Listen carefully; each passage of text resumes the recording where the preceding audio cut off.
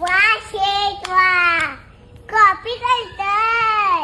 आजकाल काकीला नाव सांगणारच.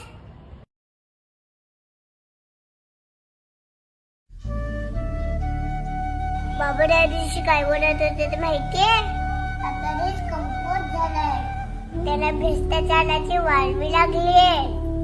मला नाही माहित ते कशाबद्दल बोलत होते. बाबा मला बोलले, श्रीजा आपण आपल्या फायद्यासाठी भ्रष्टाचाराला घटपाणी घालायचं नाही.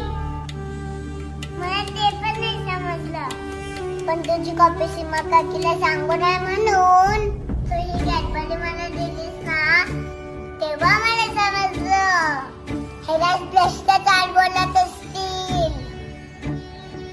काय झालं, मला एक घटपाणी नाही मिळाली तर पण कॉपी करून तुझं नुकसान नक्कीच होईल.